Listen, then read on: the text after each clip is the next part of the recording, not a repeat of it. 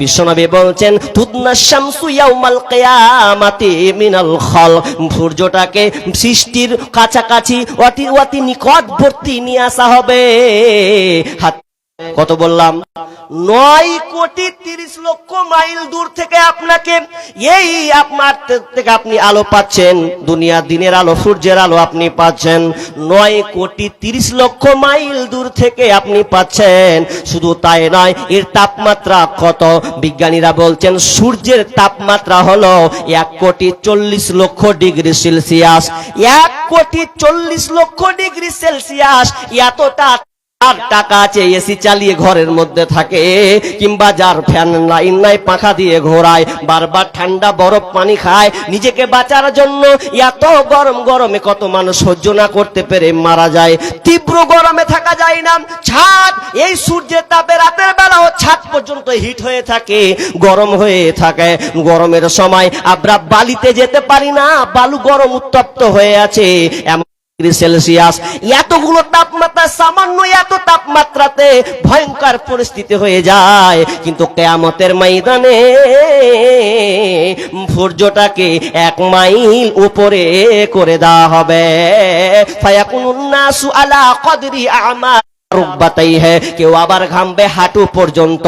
ওয়া মিনহুম মাইয়াকুনু ইলা হাকওয়াইহি, কেউ ঘামবে আবার কোমর পর্যন্ত।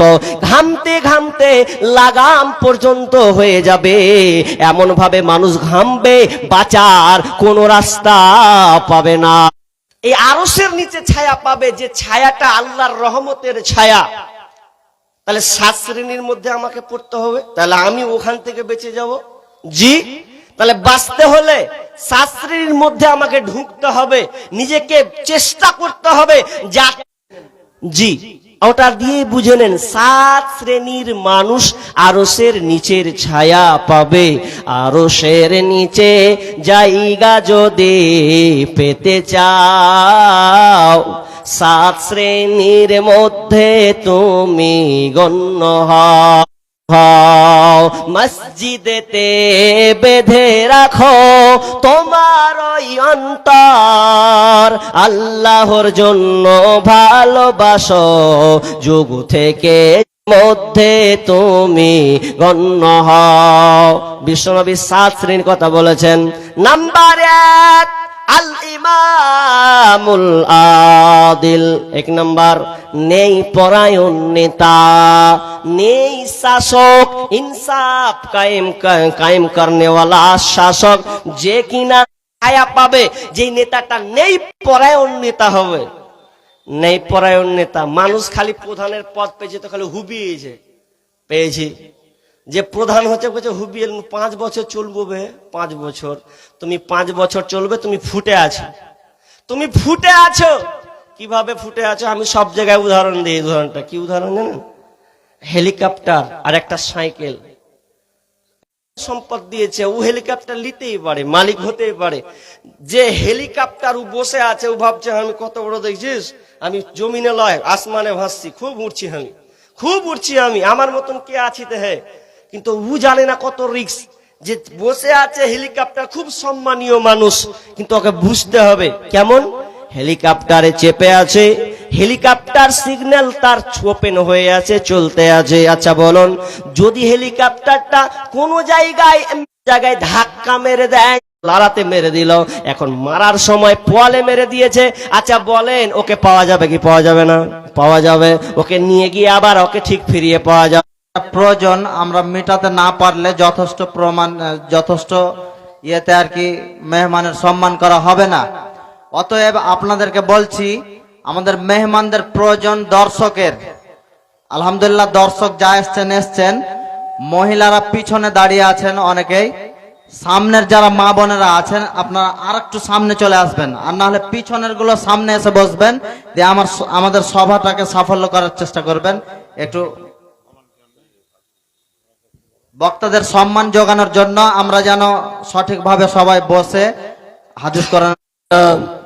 নবীজি আফসোস করে গেছেন, আফসোস করেছেন এই জামানার ব্যাপারে, যে নেই পরায়ণ তো দূরের কথা, যেই নেতাগুলো বর্তমানে এখন আমাদের আছে হাদিসের সঙ্গে হুবাহুব মিল আছে। বিষ্ণু বলেছেন ওয়াসাদাল কাবিলাতা ফাসিকুহুম ওয়া কানা যাঈমুল কওমি আরদালাহুম ওয়া উকরিমার রাজুলু মাখাফাতা শাররি। এক কথায় আমি আপনাকে গুটিয়ে দিয়েছি এটাই যে যারা বর্তমানে যারা নেতা হবে, বিশ্বনবী এই কিয়ামতের আলামতের ব্যাপারে নেতাদেরকে টেনে ধরে এনেছেন। কারণ নেতারা কেমন হবে? নিচু পর্যায়ের ফাসিক লোক, লম্পট লোক, সুদারু, বাটপাট, বেঈমান, এই ধরনের লোকেরা দেশের দায়িত্ব নেবে, সমাজের দায়িত্ব তারা চালাবে। আর ওরা যখন পদ পাবে, বিশ্বনবী আফসোস করে গেছেন দুই শ্রেণী লোকের মধ্যে। ওই দুই শ্রেণী আল্লাহ রাসূল দেখেননি। তার মধ্যে একটা হলো নিজের গরু নিজের মতন চাবুক থাকবে, নিজের নেই চাবুক থাকবে, আর ওই দিয়ে মানুষকে প্রহার করবে, মারবে। আজকে বিচার ফাইসালাগুলো অবাক লাগে। যার কোনো দোষ নাই তাকে দোষী বানিয়ে তার উপরে ফাইন মারা হয়, দোষী বানিয়ে তাকে জেলে ভরা হয়, বিভিন্ন জায়গায় তাকে অপমান করা হয়। অথচ বিশ্বনবী যখন তিনি মক্কা বিজয় করলেন, মক্কা যখন তার হাতে চলে আসলো, এমন সময় ইসলাম প্রচার যখন শুরু হয়ে গেল, ইতিমধ্যে কিছুদিন মধ্যে এমন একটা ঘটনা ঘটে গেল, যেই ঘটনা আপনার কি নাম একটা ঘটনাকে যে কুরাইশ বংশের একজন নারী একজন মেয়ে চুরি করেছে, আর চুরি করে তার শাস্তি হবে। তারা জানতেন যদি কেউ চুরি করে আর চুরি করার পর যদি ধরা পড়ে তার হাতটাকে কেটে ফেলতে হবে। এখন তো অবস্থা খারাপ, এত বড় উচ্চ বংশীয় কুরাইশ বংশ, এত মর্যাদার একটা বংশ, আমাদের চুলকানি লেগে গেছে, এখন কি করা যায়? মান সম্মানের তো ব্যাপার আছে। এই জন্য তিনি কি করলেন? কেউ বলার সাহস পাচ্ছে না, নবীর কাছে কে যাবে, কে বলবে আর যে বিচারটাকে একটু অন্যদিকে ঘুরিয়ে দেওয়া যায় কিনা, কাউকে না পেয়ে তারা একটা কাজ করলো কি, একজন ছোট অল্প বয়সের ছেলে, কাকে? তো উসামা বিন জায়েদকে তারা চয়েস করলো। কারণ উসামা বিন জায়েদকে আল্লাহ রাসূল কতটা ভালোবাসতেন, খুবই ভালোবাসতেন। উসামা বিন জায়েদকে বললেন, উসামা তুমি যাও, বিশ্বনবীকে তুমি এটা বলো, তোমার দ্বারা এটা সম্ভব হবে। এই কথা বলা, যখনই এই কথা বলেছেন, বিশ্বনবীর চোখ লাল বর্ণের হয়ে গেছে। আর যখনই হয়ে যাওয়া, তখন সঙ্গে সঙ্গে রাগান্বিত হয়ে গেলেন। তিনি বুঝতে পারলেন খুব খারাপ অবস্থা। এমন সময় লোককে জমায়েত করলেন, দাঁড়িয়ে গেলেন, দাঁড়িয়ে গিয়ে তিনি ভাষণ দিলেন, কিছু কথা বললেন। বলতে বলতে তিনি বললেন, ও আমার এলাকাবাসী, তোমরা শোনো, তোমরা আমাকে দিয়েছো উসামা বিন সাইদের মাধ্যমে শেখায়ার একটা সুবিচার, কিন্তু না, কোরআনের বিপক্ষে তো যাওয়া যায় না। তোমরা এটা করতে, এটা কখনোই সম্ভব হতে পারে না। বরং কোরআন বলেছে তার হাতকে কেটে নিতে হবে, অতএব হাত কাটতে হবে। শোনো, তোমরা বলেছো ফাতেমার কথা, আরে ওই ফাতেমা যদি আমার নিজের মেয়ে হতো, আমার কলিজার টুকরা কন্যা নিজের ফাতেমাও যদি হতো, তাহলে আমি কি করতাম? লাউকানা বিনতে ফাতেমা, আমার মেয়ে যদি হতো নিজের মেয়ে, তবু আমি আমার মেয়ের হাতকে আমি কেটে দিতাম। এরই নাম হলো সুবিচার। শোনা যাবে না? আমার নিজের, আমার বংশের, এটা দেখার দরকার নাই। কারণ আল্লাহ সুবহানাহু ওয়া তাআলা বলছেন, ওয়াইদা হাকামতুম বাইনান নাসি আন তাহকুমু বিল আদল, যখন তোমরা বিচার ফায়সালা করবে, ন্যায়ের সঙ্গে বিচার ফায়সালা করবে। নিজের বলে বাঁচিয়ে নিব, এটা চলবে না। জি, তাহলে ন্যায় পরায়ণ নেতা হতে হবে। সময় নাই তো, আর 10 মিনিট লিব, কিছুক্ষণ কালেকশন করব, ঘড়ি দেখছি আর চালাচ্ছি। তো একটা হলো, দ্বিতীয় নম্বর কি? ওয়াশাবুন নাশাআ ফি ইবাদাতি রাব্বি, যেই যুবক তার যৌবন বয়সে আল্লাহ রাস্তায় অতিবাহিত করেছে, আল্লাহ রাস্তায় কাটিয়েছে, ওই যুবকটা আরশের নিচে ছায়া পাবে। ওয়াশাবুন নাশাআ ফি ইবাদাতি রাব্বি, ওই যুবকটা আরশের নিচে ছায়া পাবে, যেই যুবকটা যার যৌবনটা আল্লাহ রাস্তায় কেটেছে। জি, এবার যদি আমি আপনাদেরকে প্রশ্ন করি যে আরো বর্তমান যুবকের মাথার চুল দেখেন, বর্তমান যুবকের তার শরীরের ফিগারের বাহার দেখেন, চুলের স্টাইল দেখেন। বর্তমান যুবক মোবাইল হাতে একদম দামি দামি মোবাইল ব্যবহার করছে, একটা দুইটা করে মোবাইল। মোবাইল বাধা নয়, আমি বলছি না বাধা নয়, কিন্তু আজকে যুবকরা রসাতলে চলে গেছে। দেখেন আজকের বর্তমানে যুবক যুবতী মোবাইলের মাধ্যমে যতগুলো মোবাইল আমরা ব্যবহার করছি আমার যুবক ভাইয়েরা, এই সবচাইতে মারাত্মক যদি গুনার কাজ থাকে তো এই মোবাইলের মাধ্যমে। মোবাইলের মাধ্যমে আজকের ইয়ং জেনারেশন ধ্বংস হয়েছে। কি করে? রাত 12টা 1টা পর্যন্ত জেগে আছে। আজকে একটা এমন একটা কালচার হয়ে গেছে, ফ্যাশন হয়েছে, নিয়ম নীতি হয়েছে, যাকে গার্লফ্রেন্ড বয়ফ্রেন্ড এখন সংক্ষিপ্ত নাম দিয়েছে জিএফ আর বিএফ। জিএফ মানে গার্লফ্রেন্ড, বিএফ মানে বয়ফ্রেন্ড। আজকে এটা সামান্য হয়ে গেছে, বাপ মার মাথা ব্যথা নাই।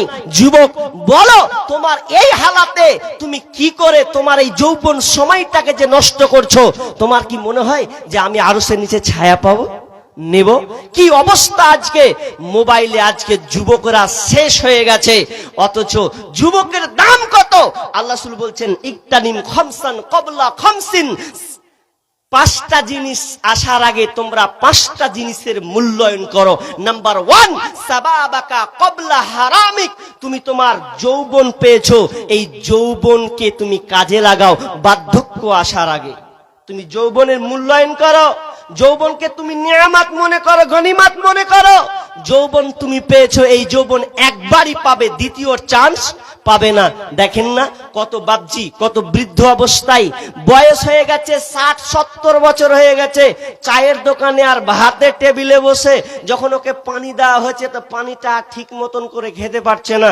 1 গ্লাস পানি খেছে, তো 1 গ্লাস পানি খেতে খেতে খেতে অর্ধেক পানি ওর কাপড়ে পড়ছে, না ওর থালাতে পড়ছে, জমিনে পড়ছে, ব্যালেন্স শেষ। এখন যদি ওই বাপজি বলে আল্লাহ আমাকে যৌবনটা ফিরিয়ে দাও, একবার পাবে, দ্বিতীয় চান্স পাবে না। একবারই আল্লাহ তোমাকে যৌবনটা দান করবে, একবারই পেয়েছো তো একবারই পাবে, দ্বিতীয় চান্স তুমি পাবে না। কিন্তু যুবক, তুমি তোমার যৌবনটাকে কোথায় কাজে লাগালে? ছেলের মেয়ের পেছনে তুমি সময় ব্যয় করেছো। নারী ও বোন, তুমি ছেলের পিছনে সময় ব্যয় করেছো। স্কুল গেলে কলেজ গেলে একা ভালো লাগে না, তুমি সঙ্গী আবার চয়ন করো। তোমার সঙ্গী কে? মেয়ে ছেলে লাই। তোমার বাপ মাও বেতাল হয়ে গেছে, মোবাইলটা দিয়ে সন্তানদেরকে শেষ করেছে। তো বাপ মা হলো প্রথমে দায়ী। বাপ মা ছেলে মেয়েদের মোবাইল দিয়ে শেষ করেছে। তারপরে দ্বিতীয়ত আমার ব্যক্তিগত মত, অনেকেরই মত, আজকে সরকার শিক্ষা ব্যবস্থাকে বাদ দিয়ে আর সবার হাতে মাধ্যমিক পাস হলে একটা করে মোবাইল ধরিয়েছে। এটা সবচাইতে মারাত্মক। আপনি মত কি হবেন যা হবেন জানি না, আমি আমার জ্ঞান গর্ভ থেকে বলছি, আমি যতটুকু বুঝেছি ততটুকুই বলছি। আজকে সরকার মোবাইলটা যদি বাদ দিয়ে ভালো শিক্ষার ব্যবস্থাপনা করত, তাহলে এই হালাতটা হতো না। আজকে মাধ্যমিক পাস হতে গিয়ে প্রত্যেকটা ছেলে মেয়ের হাতে মোবাইল আছে। তো মোবাইল দিয়ে কি হচ্ছে বাপ মা টের পায় না, বাপ মা বুঝতে পারে না। বাপ মা মনে করছে দুনিয়াটা মনে হয় এইরকম, কিন্তু রসাতলে যাবে। কারণ একটা ছেলের হাতে যদি মোবাইল থাকে, বুদ্ধিজীবী একজন পোস্ট করেছেন, তিনি বলছেন কোনো বাপ মা যদি ছেলে কিংবা মেয়েকে মোবাইল দেয়, তাহলে ওই বাপ মা জেনে রাখুক ওই মেয়ের জন্য পর পুরুষের জায়গা করে দিয়েছে। আপনি ভাবছেন আমি ঘুমাইনু, 10টা হলো, নামাজ পড়নু, এশারের নামাজ, ঘুমিয়ে গেল, আর আমার ছেলে মেয়ে মনে শুতে ঘুম পাচ্ছে। তুমি ভালো করে তালাশ লাও, তোমার মেয়ের হাতে যদি মোবাইল আছে, ও ঘুমায়নি, 11টা 12টা পর্যন্ত জেগে আছে। কি কারণ? দিনের বেলায় অপেক্ষমান থাকে কখন রাত হবে আর কখন আমার কাজ শুরু হবে। রাত 12টার পরে যখন সকলে ঘুমায়া রয়, যুবক যুবতী তখন প্রেমের কথা কয়। রাত 12টার পরে যখন সকলে ঘুমায়া রয়, যুবক যুবতী তখন ফোনে কথা কয়। আরে মোবাইল হাতে পাইয়া বর্তমানের নারী লেখাপড়া ছাইরা দিছে মরার প্রেমে পড়ি। সারাটা দিন চিন্তায় থাকে, সারাটা দিন চিন্তায় থাকে, রাত কখন গভীর হয়। যুবক যুবতী তখন মনে বলছেন লাতাজুলু কদাম ইবনি আদম ইয়াউমাল কিয়ামাতি মিন ইনদি রাব্বিহি হাত্তা ইসআলা আন খামসিন। বিষ্ণু বলছেন আল্লাহ সুবহানাহু ওয়া তাআলা বিচারের ময়দানে কোন আদম সন্তানের পা এক বিন্দু নড়াচড়া করতে পারবেন না যতক্ষণ না তারা এই পাঁচটার প্রশ্নের সম্মুখীন না হবে। নাম্বার 1, 1 নাম্বার আন উমুরিহি ফিমা আফনাহু, তার জীবনটাকে সে কিভাবে চালিয়েছে। 50 বছর জিন্দেগি পেয়েছে, 60 বছর পেয়েছে, হিসাব দাও। তারপরে কোনো কথা 1 নাম্বার প্রশ্ন করা হবে আন উমুরিহি ফিমা আফনাহু। নাম্বার 2 ওয়ান সাবাবিহি ফিমা আবলাহু, তুমি তোমার যৌবনটাকে কেমন করে পার করেছো, কোথায় কাটিয়েছো, কিভাবে কাটিয়েছো, আজকে হিসাবটা তুমি বুঝিয়ে দাও। হিসাব যতক্ষণ না বুঝাবে রে ততক্ষণ পর্যন্ত তোমার কদম, তোমার পা নড়াচড়া করার কোনো সুযোগ থাকবে না। দাও হিসাব। যৌবন পেয়েছো, যৌবন বয়সে খুব মাস্তানি দেখিয়ে দিয়েছো, আরে কে আসবি আই। এই যৌবন ওই কাজের লেগে লাই, অহংকার, তাকাব্বুর, পয়সা আর আপনার স্টাইলের বহর আর মেয়েদের পিছনে তোমার আড্ডাবাজি, এই জিনিসটা তোমাকে বুঝিয়ে দিতে হবে কেমন করে তুমি পার করেছো। বোন সচেতন হও, ভাই সচেতন হও, বেঁচে থাকার চেষ্টা করো, মোবাইলকে ব্যবহার করো কিন্তু মোবাইলকে কন্ট্রোল করো। কেন? মোবাইল এমন হয়ে গেছে, মোবাইলকে তুমি চালাবে, মোবাইল এখন তোমাকে চালাচ্ছে। এখন এমন অবস্থা হয়ে গেছে মোবাইল আমি চালাবো কি, মনে হয় মোবাইল আমাকে ঘুরিয়ে চালাচ্ছে। এমন অবস্থা হয়নি? এমন আজকে বর্তমান অবস্থা হয়ে গেছে। আমি লম্বা করব না, আর কিছুক্ষণ কি 2 নাম্বার কি ওয়াশাবুন নাশা ফি ইবাদাতি রাব্বি। নাম্বার 3 ওয়ারাজুলুন কলবুহু মুআল্লাকুন ফিল মাসাজিদ। নাম্বার 3 নাম্বার হচ্ছে যে লোকটা, যেই যুবকটা যার সম্পর্কটা মসজিদের সঙ্গে সবসময় লেগে আছে। আসর জোহর পড়লো, কখন আসর হবে, আমি নামাজ পড়ব জন্য তাদের সম্পর্ক বিচ্ছেদ হয়েছে। এই রকম লোক আরশের নিচে ছায়া পাবে। আর তারপরে বলছেন ওয়ারাজুলান তাহাব্বা ফিল্লাহি ইসতামা আলাইহি ওয়া তাফাররাকা আলাইহি ওয়ারাজুলুন তার 5 নম্বর হচ্ছে, 5 নম্বর বিশ্বনবী বললেন ওই লোকটা, যেই উচ্চ বংশীয় মহিলা, উচ্চ বংশীয় নারী কোন পুরুষকে একটা ডাকলো, ডাকার পর বলছে ওরে আয় আয় তুই আমাকে নে, আমি তোর জন্য প্রস্তুত আছি, তুই আমার দিকে চলে আয়। এবং আমি তোকে অফার দিলাম, কোন উচ্চ বংশীয় মহিলা যদি ডাকে আর ওই সময় যুবকটা বলে দেয় ইন্নী আখাফুল্লাহ, আমি আল্লাহকে ভয় করি, আর ভয় করি বলে সে তার কাছে গেল না, ওই যুবকটা আরশের নিচে ছায়া পাবে। ওই যুবকটা আরশের নিচে ছায়া। কে? একটা মেয়ে বলছেন হ্যালো, আপনি সঙ্গে বলছেন নারীর গল্প, নারীর আওয়াজ, ফোন রাখ, রেখে দিলেন। ফের কেউ লাগাচ্ছে, কার সঙ্গে সম্পর্ক হলো, কেউ আপনাকে খুব প্রস্তাব দিচ্ছে কোন নারী, আপনি বলছেন সিধা হাঁট, আমার রাস্তা হাম, ছায়া পাবে। জি যুবক পারবে? কোন মেয়ে তোমাকে, সুন্দরী মেয়ে তোমাকে ডাকলো, তোমাকে অফার দিল, তো তুমি অফারটাকে প্রত্যাখ্যান করবে, বাদ দিয়ে দেবে? তোমার দ্বারা সম্ভব হবে? জি। তাহলে ছোট্ট করে একটা বলি, তাহলে তোমার মনে ঈমানি তাজা বাড়বে। কেমন? উবাইদ বিন উমাইর একজন বিজ্ঞ, একজন আলেম, মক্কার উবাইদ বিন উমাইর একজন বিজ্ঞ আলেম, এত বড় পণ্ডিত আল্লাহওয়ালা মানুষ। তো মক্কার একজন স্ত্রী, একজন বিবি আয়নার সামনে, মাথা খারাপ, তুই সুন্দরী বলে যেমন তাই বলবা, যে এমন একজন লোক আছে যে লোকটার কাছে যা তোকে পাত্তাই দিবে না। তো বাজি খেলছে যে তুমি কেমন কথা কইছো, আমার স্বামী আমাকে পাত্তা দিবে না, মানে আমাকে পারমিশন দাও, একবার বলে দেখো ওই লোকটাকে যদি আমি পাগলা না করে দিই, যা তোকে পারমিশন দিনু। উবাইদ বিন উমাইর দাস দিচ্ছেন, আর ওই সময়তে চলে গেছে। এমন তো মেয়েটা বলছে, হুজুর আমি আপনার প্রেমে পাগল হয়ে গেছি, আমি আপনার প্রেমে আত্মহারা হয়ে গেছি। আপনার যখন থেকে শুনেছি আপনাকে ছাড়া আর ভাল লাগে না, আপনাকে আমি অফার দিয়ে দিলাম, আপনি আমাকে ভোগ করতে পারেন, আমার কাছে আপনি আসতে পারেন, এটা আপনাকে সুবর্ণ সুযোগ দেওয়া হলো। যেমনই কথা বলা, উবাইদ বিন উমাইর বলছেন, খবরদার এরকম কথা তুমি বের করো না। শোনো, বলছে আমি বের হব না যতক্ষণ পর্যন্ত তুমি আমার কথা, ওই সময় আমার মরণ হবে, আমি ওই সময় খারাপ কাজ করতে পারি না। এবার বলছে তাহলে ঠিক আছে চলো, তোমাকে কবরে নিয়ে যাওয়া হলো। ধরো এবার কবরে নিয়ে যাওয়ার পর যখন মুনকার নাকির যখন তোমার কাছে আসলো, আর আমি ওই সময় যদি বলি চলো মেয়ে তোমার তামান্নাটা আমি মিটিয়ে দিই, আচ্ছা তুমি কি চাইবে? মেয়ে বলছে না না না, ছি ছি ছি, না না, এটা তো কখনোই আমার দ্বারা পাচ্ছি না। উবাইদ বিন উমাইর কি এমন কথা দিয়েছে যে আমার বিবি আর আগেকার মতন হচ্ছে না। জি, যারা প্রকৃত আল্লাহকে ভয় করে তারা কোনোদিন কোনো মেয়ের পাত্তা দিবে না। তবে যারা আল্লাহকে ভয় করে না, যারা লম্পট বেঈমান, সেই লম্পট সময় ডান হাত দান করছে কিন্তু বাম হাত টের পাচ্ছে না, লোককে জানাচ্ছে না, এমন ভাবে ও দান করছে যে দান করার কারণে এক কথায় আশেপাশে জানতে পারছে না। এমন করে উদাহরণ দেওয়া হয়েছে, ডান হাত দিল বাম হাত জানতে পারলো না। এইরকম যদি কেউ দান করে তাহলে সে আরো সের নিচে ছায়া পাবে। আর 7 নম্বর, ওয়ারজুলুন যাকারাল্লাহ ওয়া খালিয়ান ফাফাজাত আইনা, 7 নম্বর ওই ব্যক্তিটা আরো সের নিচে ছায়া।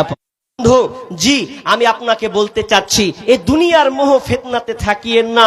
আর যদি আরশের ছায়া পেতে চান, দুনিয়ার কতদিন এই দুনিয়াতে থাকার জন্য আজকে আমরা দৌড়াদৌড়ি লাপালাপি ছুটাছুটি। আজকে যদি এসআইআর এর নাম যদি প্রথম আপনি দিয়েছেন, তারপরে হিয়ারিং এ আপনাকে ডাকছে, জি প্রত্যেককে হিয়ারিং এ এখন ডাকা হচ্ছে। ক্যাপা পাগলা হয়ে গেছে, কি করবে? একজনকে দেখছি মাথায় টিনে করে যা দলিল ছিল সব মাথায় করে চলেছে, লে এবার কি লিবি? আমি বুঝতে পারি না কিছু, কি দিব তোকে, কি লিলে আমি ভারতের নাগরিক হব? বাপ দাদা যেখানে মরে গেল সেখানে। তো যাই হোক, আপনারা চেষ্টা করুন, আল্লাহর কাছে দোয়া করুন। আমি যেটা বলতে চাচ্ছি, দুনিয়ার ব্যাপারে আপনি এত কিছু রেডি করছেন যে আমি ভারতের নাগরিক কিভাবে প্রমাণ করব? ছায়া পেতে হলে 7টা শ্রেণীর মধ্যে আপনাকে ঢুকে যেতে হবে, তবেই আপনি আরশের নিচে ছায়া পাবেন। বিস্তারিত আলোচনা নয়, যেহেতু আরো 2 জন বক্তা আছেন, 2 জনই আবার ভালো কোরআন হাদিসের পণ্ডিত, ভালো বক্তব্য দেন। তার মধ্যে একটা আব্দুল করিম ভাই আর ব্রাদাররা যেতে পারে। করা হলে আপ কিছু করার নেই, করা হলে পরে ফিরিয়ে দিয়েন, নাহলে হজম করতে শিখুন। কি কথা, কোন বক্তা যখন কালেকশন করে তখন কইছে যে দেখে তারা চা মেরে চলে আসি, যা থাক কিছু খেয়ে চলে আসি, একটু ঘুরে লিগে তারপরে বক্তা নামবে তখন শুনবো। তাহলে এটা যদি আপনি আঁকেন, তাহলে তো আপনারা চেষ্টা করবেন অন্তত কিছু দেওয়ার, আপনারা চেষ্টা করবেন। আমি বেশি পাবো নাকি জানি না, 10,000, 5,000, হ্যাঁ 2,000, 3,000, 1,000, যতটুকু সাধ্যে কুলাই। 10,000-এর দাতা আছেন কিনা তাও জানি না, তবে চেষ্টা করব। প্রথম নম্বরে কেউ যদি থাকেন যে আমি 10,000 টাকা দিয়ে এই প্রথম আমি শুরু করলাম, এই প্রয়োজন, তো তখন তিনি যখন চাইতেন তখন সাহাবীদেরকে নিয়ে চাইতেন। তো সাহাবীরা কি করতেন? উঠে পালিয়ে যেতেন, মনে হয় না? উঠে পালাতেন না, ওনারা বসতে থাকতেন, না পারলেও বসে থাকতেন। মুখ দিয়ে তো আপনি এই দুয়াটা বলবেন যে আল্লাহ আমি অসহায়, আমি গরিব, আল্লাহ আমি পারবো না। তো আপনি আল্লাহ যে দিছে, আল্লাহ তুমি তাকে দেওয়ার তৌফিক দাও। আছেন বলুন না এরকম লোক যে মসজিদের জন্য আপনি দিবেন। দেখেন এতগুলো মাইকিং, এতগুলো খরচ, তারপরে মসজিদের উন্নতিকল্পে অনেক খরচা।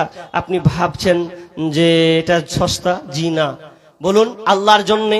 কারো মা নেই, কারো বাবা নেই, যেই মা কবরে শুয়ে আছে, যেই মা, নিয়াত করুন। আর এলাকার লোক, তারা তো আরো সুখবর যে আপনার এলাকার কবরস্থান, তার মানে আপনাকে শুতে হবে, আপনি এলাকার মানুষ, তাহলে আপনাকে বেশি ভাবতে হবে যে কবরের দিকে যদি যাই তাহলে তো আমাকে ওখানে ঘুমাতে হবে, মুর্শিদাবাদ থেকে আপনার কবরে নিতে আসবে না। তো আপনার বেশি হক, আর আপনারাও দিবেন, চেষ্টা করুন। ইসনানি ওয়া ইয়াবকা মাহু ওয়াহিদ। আল্লাহ রাসূল বলছেন, মানুষ যখন মারা যায়, মানুষের সাথে মরে গেলে যখন তাকে কবরে রাখা হয়, তো তার সঙ্গে 3টা জিনিস যায়। কি? গেল, আপনার বন্ধু গেল, আপনার চাচা গেল, এরা সবাই আপনাকে মারিতে যাবে। আর যে খাটলিয়া যে দিয়ে আপনাকে ঢেকে রাখা হয়েছিল ওগুলো সব রিটার্ন আসবে, তবে আপনার সঙ্গে থাকবে ওয়ায়াবকা আমালুহু, আপনার আমাল আপনার সঙ্গে থেকে যাবে। বাকি দুনিয়া যত কিছু আছে এগুলো সব থেকে যাবে। জি, আসলে এগুলো কেউ আপন লয়, কেউ আপন লয়। ততক্ষণ আপনাকে নিয়ে ঘুরাবে মানুষ, মা ছেলে বউ বেটি সবাই আপনাকে ঘুরাবে। জি, কিন্তু আপন কে? আল্লাহ। কিন্তু আমরা আল্লাহকে ছেড়ে দিয়েছি। জি, নিষ্ঠুরে এই পৃথিবীতে কেউ তো আপন নয় তোমারে, কেউ তো আপন নয়, কেউ তো আপন নয় তোমার আপন হইল না, তাই এই দুনিয়ায় পড়ে চলো না। নিষ্ঠুর এই পৃথিবীতে কেউ তো আপন